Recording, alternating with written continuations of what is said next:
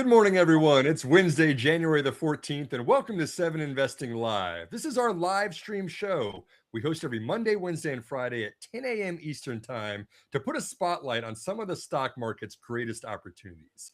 My name is Simon Erickson. I'm the founder of CEO of 7 Investing. Really excited about the show here today. We're going to be talking about leadership transitions. We got some news about Berkshire Hathaway and Warren Buffett is, stepping down from that company that he's been at the helm for 6 decades. We're going to talk a little bit about what that means for Berkshire and then also a similar situation with another company called Constellation Software. I'm really excited and blessed to be joined by Auri Hughes on the show here today. Auri is a business consultant and an investor, also a former colleague of mine at our previous employer. Really excited to hear his perspectives on leadership transitions and Berkshire Hathaway and also Constellation Software. Auri, man, thanks very much for joining me here on the 7 Investing Live stream. Yeah, thank you for having me. Really excited to be on the show and talk through Berkshire and some of these great leaders we're familiar with. Well, let's talk about that great leader at Berkshire because we got news here January 1st, 2026, just 2 weeks ago, that Warren Buffett, the Oracle of Omaha, was going to be stepping down as CEO of Berkshire after 60 years at the helm of this company. It's amazing that over that time, Warren Buffett has produced a 5.5 million% return for Berkshire's stock. 5.5 million%. You can't say that about many stocks out there. And of course, a 6-decade tenure, that's impressive. Warren Buffett's still 95 years old and going strong. He's going to remain as the chairman.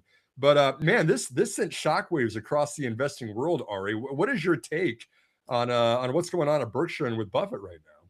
Yeah, I think I think he's had a great tenure of service, and I think he's probably looking to transition just kind of out of that role, and I think he's set up great leadership throughout the company. And I remember I didn't attend last year, but the year prior, I was listening to it was either Buffett or Greg Abel, and I think Greg Abel, who's kind of taking over now as the CEO, was talking about, they were talking about succession and essentially, what he would do going forward. And, I remember what he said was his values are the same as Buffett.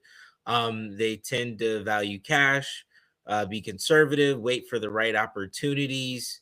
So he's looking to kind of use that same playbook to continue to grow. And I think he's proven himself as he's been there a long time. And I also believe Buffett said one of the reasons he liked Greg Abel was Greg Abel has a operations background. So on top of understanding the ability to allocate capital and invest and find companies, he's familiar with these businesses and can operate them, as I think he comes from an energy background and was an accountant by trade, and just kind of stayed at the company and has kind of been, I wouldn't say a lifer, but he's been there for a long time and has had a long tenure. Yeah, perfect, Auri. So, as investors, I want to take a look at this from an investor's perspective. And I want to talk about the style and the capital allocation here in a minute. And we'll talk about, Abel and his plans going forward. But first, let's talk about what made Buffett and Berkshire so successful over the last 60 years. Because Berkshire Hathaway started as a textile mill. Even Warren Buffett called it the dumbest investment he had ever made in his life at the time. And then it goes on to produce a 5.5 million% return. Pretty impressive from something that had a lot of unknowns at the beginning. But a lot of people would attribute that to success to the structure of Berkshire itself, collecting the float from the insurance company and then going out and investing it or making acquisitions entirely of other businesses that then push the cash flow up to Warren to invest on their behalf. I know that you've looked a lot at Berkshire, over the years and stuff like that. Is that a accurate description, or is there a lot more to that on what made Warren Buffett and the Oracle of Omaha and Berkshire so successful over the last 60 years? Yeah, I believe the structure you're talking about really was an advantage. Kind of having that float from extra cash that isn't being used, and being able to invest that and allow that to essentially compound. And I think a lot of the structure he set up was to encourage continuous compounding, and also being kind of safe. But that does give him a massive advantage, was having Geico, and Geico was thinking in terms of that punch card analogy about if I only had 20 picks, what would I use those 20 picks on? And Geico was essentially a home run that kept providing for him in so many ways. I think he started off as like a minority investor, and then they eventually moved to buying the entire company. And then after purchasing the entire company, you have access to the float. And then he started investing in private businesses. So I think that structure really did help, as along with his strategy of being patient, waiting on the right picks, and buying businesses with moats that were simple, that he understood. And I think that required a lot of patience and not switching strategies. So there would be at times where cash piled up, and he'd be in T-bills and things like that, but he'd wait for those home runs, and I think contributes to the structure. And then I think his investing strategy and patience really paid off over decades, as we've seen. He is certainly very patient and very disciplined, and that's a refreshing contrast to a lot of the YOLO investing, where there's so many options and so many get rich quick schemes that we've gotten used to here recently. But Buffett was kind of the king of buying and holding and being disciplined in that. I want to follow this up, and you're right. By the way, Buffett has now amassed a cash hoard of $381 billion he's leaving to his successor, Greg Abel, like you just mentioned, the incoming CEO of Berkshire Hathaway. What we know about him is that he was previously the vice chairman of Berkshire's non-insurance operations, right? And Mhm. Buffett, this doesn't come as a surprise to anybody. He's mentioned since 2021, which was now almost 5 years ago, that he was planning to step down as CEO, and he was actively looking for his successor. But like you mentioned, Ari, Greg is a little bit more hands-on, or at least a lot of people's eyes. He's an operator of businesses. He's an accountant by training. He worked in energy operations, before coming on board here. He was previously in charge of Berkshire Hathaway's energy arm. And along with Todd Combs also stepping down, it was one of the two chief investment officers of the business that's now going to be working for JP Morgan. This is a different look for Berkshire without Buffett as CEO and without one of its two co-CIOs at the helm. How do you evaluate Berkshire going forward as an investor? Are they going to stay the same stylistic course that Buffett laid out for the last 60 years, or is this a different Berkshire going forward now? That's a great question. I think I would imagine it's going to be very similar. I think the challenge is when you are managing so much capital, and you have so much cash or dry powder, being able to allocate that at a reasonable amount um, becomes much, much more difficult, because you're trying to find private businesses at competitive valuations. Um, and I think that becomes much more difficult. I think I would be curious if I would be interested if maybe one day they decide to pay a dividend, or start to kind of distribute some of that cash to shareholders if they cannot competitively allocate that capital, and at least generate a market return or better. So I think that would be interesting to see how Greg handles that going forward, because I think this sheer size of the business and being able to find bets that will continually provide a return that will allow the business to compound at a market rate or greater will be more challenging. I think it's already challenging. Buffett has kind of indicated in the past that I think for his children, a lot of I guess their inheritance would be in the S&P 500, Yeah. which I think is very telling. For someone who spent their life allocating capital, investing. So I think it'll be interesting to see what Greg does going forward. I maybe not be opposed to a dividend, but they certainly have a playbook that's been working. But I think it'll be more challenging to implement that playbook going forward. Yeah, great point. And it's almost hard to find any fault with what Warren Buffett has done. 5.5 million% return. No one can criticize that, but perhaps one critique of Buffett was that he was slow to get into technology stocks. You know, he Right. always self-critiques himself and says, you know, we missed out on Google. We waited way too long to invest in Apple, and he finally kind of got on board there at the end.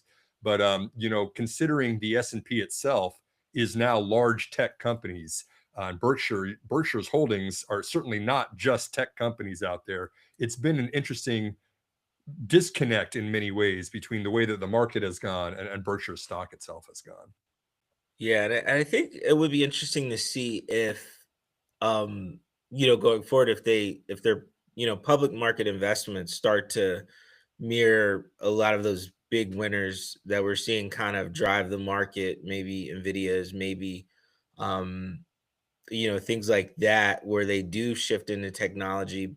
I mean, they've had big wins. Apple was a home run. Obviously, it was a great win, but I think you just, with the sheer amount of capital being invested, you have to look at large investments, which we know are starting to be driven a lot by technology. So it'll be interesting to see if maybe they transition, or maybe that becomes an area of focus as they look to deploy more money into different bets. It will, and it'll be interesting to see if they get the sweetheart deals that Warren Buffett got, you know, whether it was preferred shares in Bank of America or whatever else from years Yeah. past. We'll see if Ted Weschler is able to continue getting those kind of preferred deals that they've gotten. Okay, two more as we wrap this up, Ari. First of all, I believe I heard you say you went to Omaha to a Berkshire Hathaway investor meeting, annual meeting. Did I hear that correctly? And if so, can you tell us what that event is like? I've heard it described as the Disneyland for investors.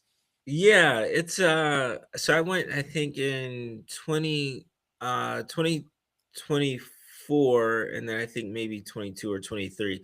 It's a great event. So I think it's really nice to be around other people that are interested in markets and interested in investing, that are huge fans of Berkshire Hathaway.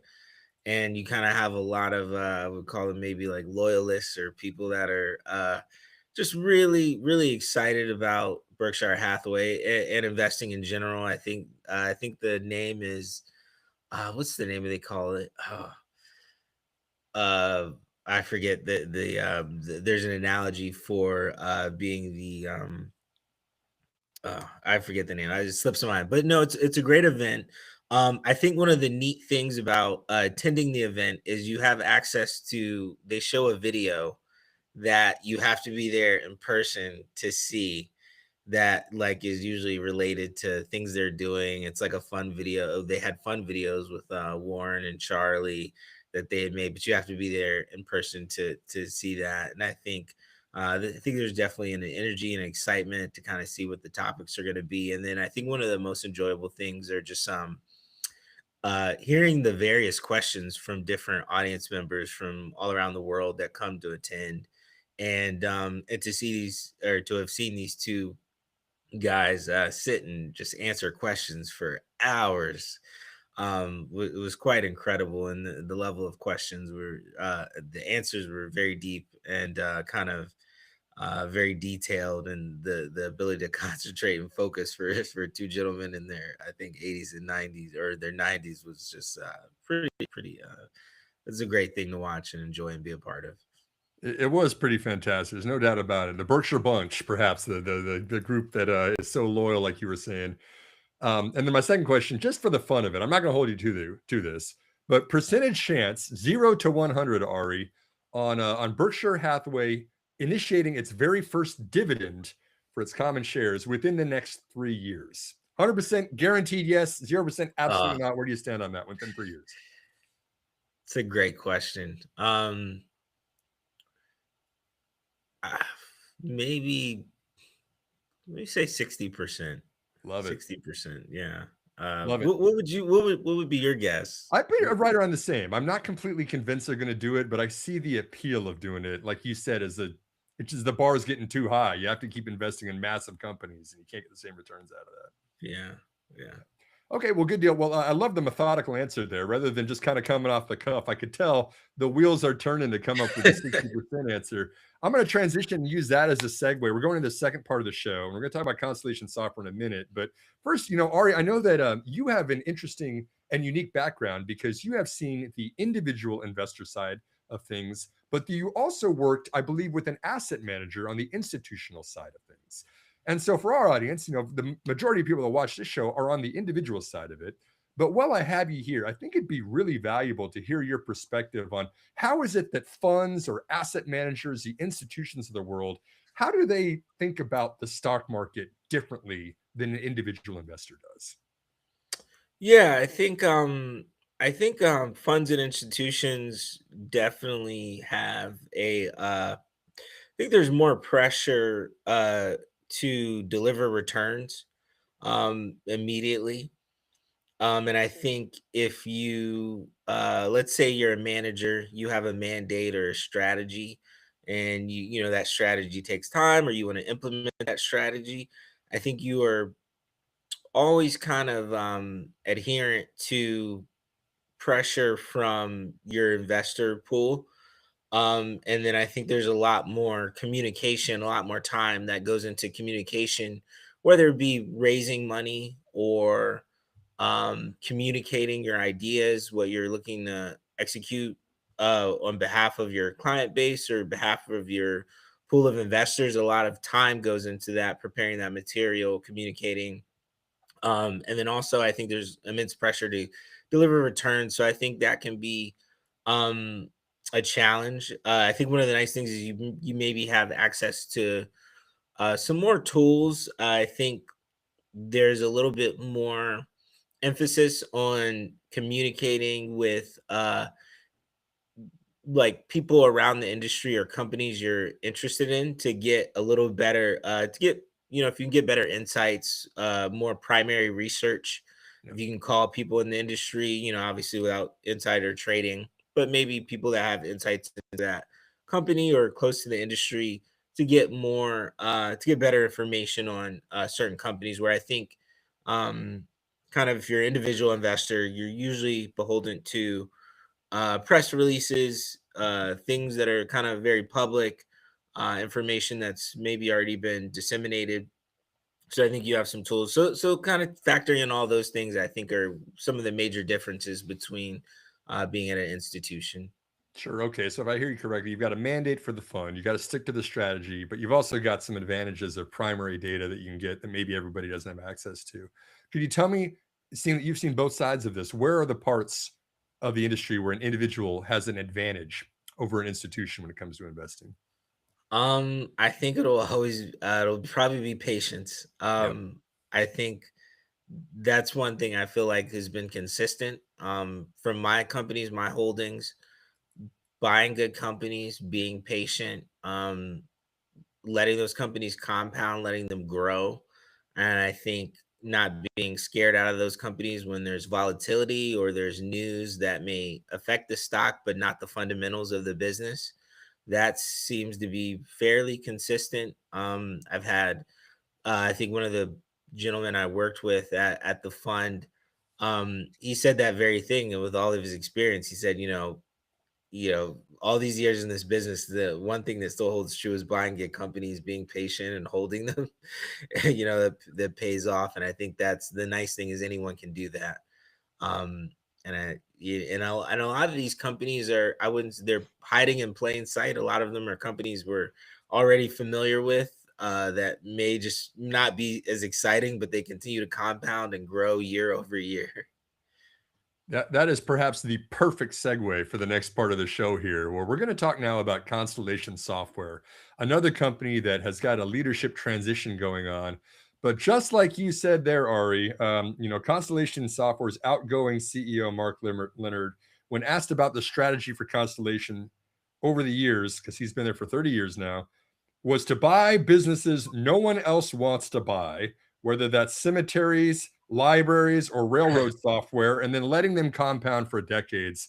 Almost exactly what you described as an advantage for an investor over the long term. But we did see just recently here in September 2025 that Mark Leonard is going to be stepping down after 30 years at the helm of the Canadian technology company, the software company, Constellation Software. He had undisclosed health issues. So this was a little bit more abrupt of news than Berkshire, who had been planning it out for 4 years. And their COO, or the Chief Operating Officer, Mark Miller, is going to be assuming the role as the CEO for the time being.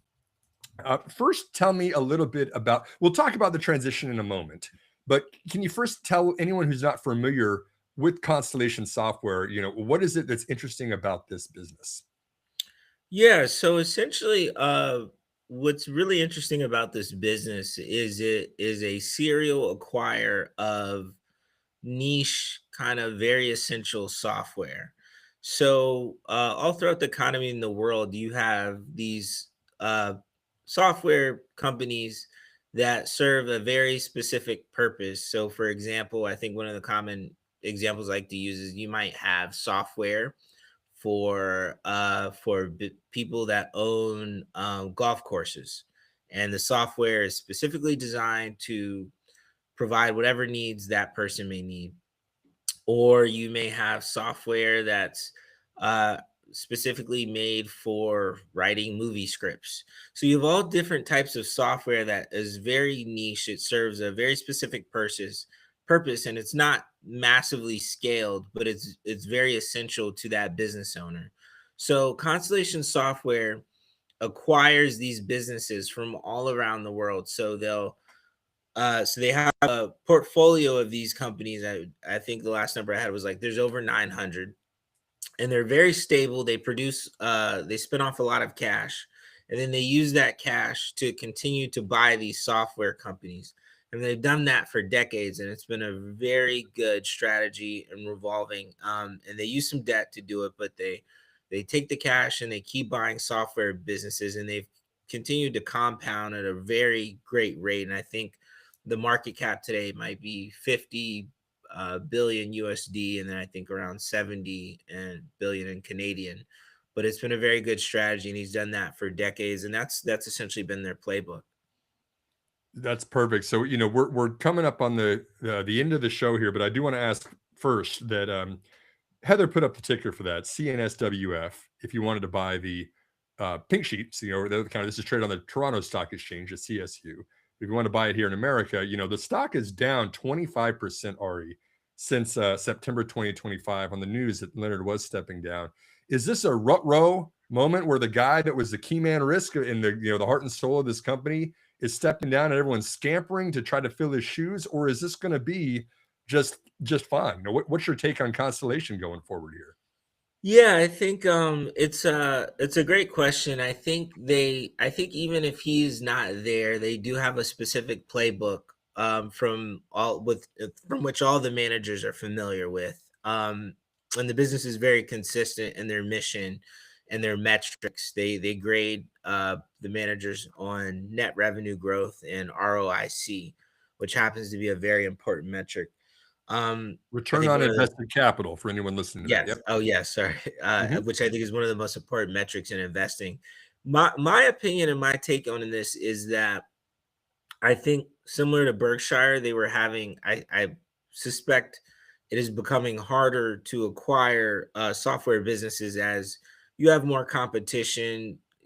Everyone can kind of see what you're doing, and their efforts are more public.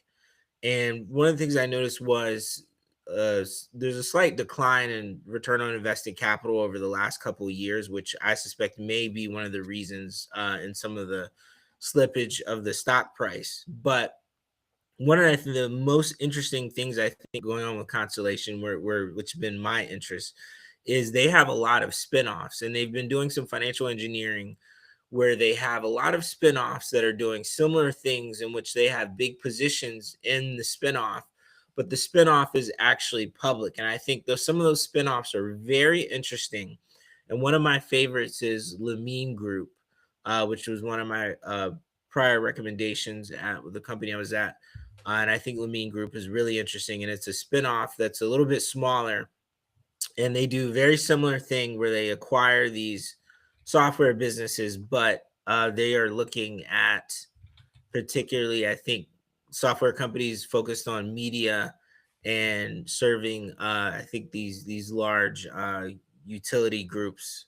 But that one is very interesting to me, and I think that would be a good place of focus. And all of these spinoffs are usually attached or related to Constellation, so you can see them in their news release. But Lamine Group was one that I was particularly interested in. How do I spell that, Auri? Do I have a spell check on there? Maybe I need to even pull that up. I've never heard that one before. That's an interesting one to me. It's Lumine. There we go. Lumine Group. Interesting. Yeah. Okay, perfect. Yeah. Well, we're going to open it up to questions here. If you do have a question, please submit it into the chat or on the YouTube. Heather, I'll come to you in a minute, but I'd always like to ask the first question. This one's for you, Auri. Constellation Software, $2,260 US per share if you're buying them on the pink sheets today. It's down 25% over the last year, mostly since September.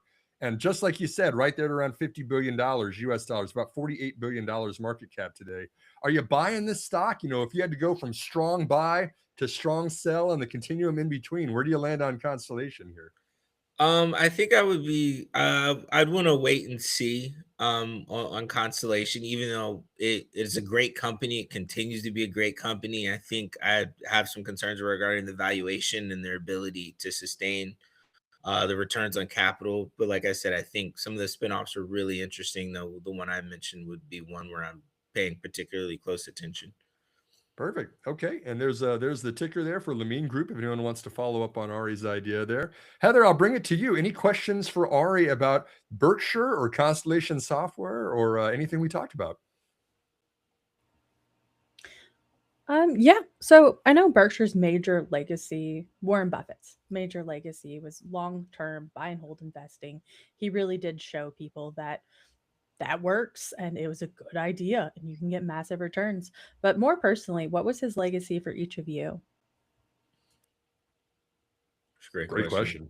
question. You wanna start, Simon? Just the culture he built, right? Like, he was a hands-off, you could always call Buffett if you needed advice on something, and he'd always pick up the phone, he always said, and he was pretty much always right. Him and Charlie, you'd almost count on whatever they advise you to do, you should do it because it was the right advice. But he wasn't a hands-on, have to micromanage everything in his subsidiaries. I just think that was the key to success. That as a manager, I think that a lot of leaders, we can learn from that style. Yeah, I think for me, being rational, reading, and being, having the courage to not follow the crowd and stick to your own convictions, I think is something that, it appears very easy on the surface, but I think he really taught that being patient and being rational, despite what the crowd may think is it can be such an advantage over long periods of time. Absolutely. Well, thanks very much, Heather. Thanks to my guest, Auri Hughes, here today. Again, business consultant and investor, looking at kind of how the institutional markets think about things, looking at Berkshire Hathaway, and then looking at Constellation Software as we assess and evaluate what it means when there's, key man risk at a company and business transitions can impact a lot of that. Auri, I had a lot of fun. Thanks very much for being on 7 Investing Live this morning. Thank you so much. Have a great one. For anyone who wants to follow along with Auri, that is at AURI_invest on X/Twitter if you want to follow along with some of his investing insights. And coming up for the next show, we're going to take a little bit of a holiday here. We're going to be off on Friday and off on Monday as we're observing the MLK holiday. And the next week, we're going to have Steve Symington back again to talk about some tech trends and then dividend investing with my former colleague, James Early. Got some good shows coming up here as we round out January. So I appreciate you for tuning in for this episode. As we talked about Berkshire, we talked about Constellation Software. We got some good stuff coming up. I hope you have a great week, and we'll see you again on January the 21st.